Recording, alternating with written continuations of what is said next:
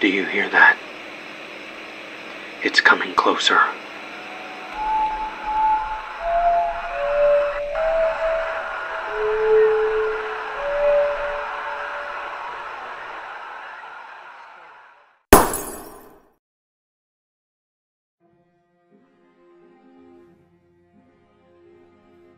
The oil smoke rose as if it would never stop.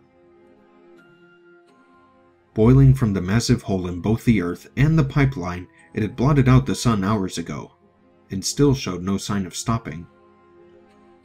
As Tyler suited up to go down and inspect the damage, he mused for the 100th time since the accident that his was truly a blessed life. Not in the Arctic for more than a month, and after a disastrous incident in Texas preceding that transfer, he suddenly gets reports of an explosion on the line. He's told that it's not just an explosion, but a meteor has impacted the line. His superiors were still trying to determine the exact probability of that event when he'd left to check the damage.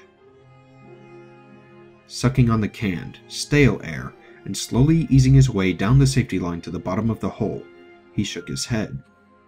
The goddamn pump control workman had been both drunk and asleep, and had let the line belch oil for nearly 6 minutes before someone had finally booted in the door and manually shut down the line.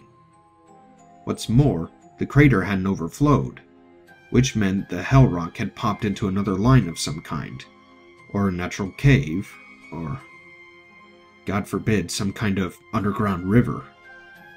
Tyler winced, already feeling the axe on his neck, made of lost profits, damages, bad press, and the need for a scapegoat. The heat steadily rose as he got closer to the bottom, and by the time he released the security cable and stood, he was sweating in his containment suit. The thick, sludgy oil was nearly up to his knees, a black pond with a huge, round bulge in its center. He stumbled forward, pulled by the vague current of the oil as it slowly oozed away into whatever it was under the big rock. He approached slowly, judging the rock to be nearly 10 feet tall under its coat of oil and sludge. Oddly rounded, it looked like a massive lumpy 8-ball. That he was now positioned directly behind it was an irony that Tyler refused to appreciate. Leaning closer, the oil smoke was oddly not as dense this close to the bottom. He tried to spot where the oil was flowing out. He put one suited arm down into the murk, careful to keep his mask clear of the ooze, and felt the unmistakable suction. But not down. The oil was being pulled up, into the meteor.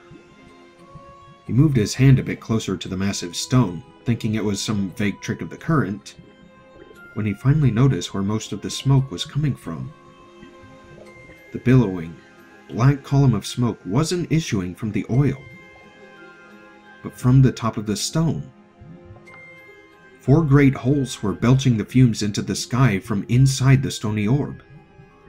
As he watched, mystified, he saw one of the holes quiver, then slowly flex shut for several seconds, before reopening with a fresh blast of smog and grime. "What in the name?" he started to whisper, before quickly changing to an inarticulate shriek of pain and surprise. His hand was trapped. Tyler's entire world was now defined by this fact. Something hard and sharp was clamped over his hand, and he could not get it free. There was a sudden pause in both the exhaust of smoke and the slurping of oil as the stony mass seemed to savor this new, more substantial feed. Then it sucked. Hard. Tyler's last coherent thought vanished as he felt the flesh of his hand being pulled free, like a used latex glove.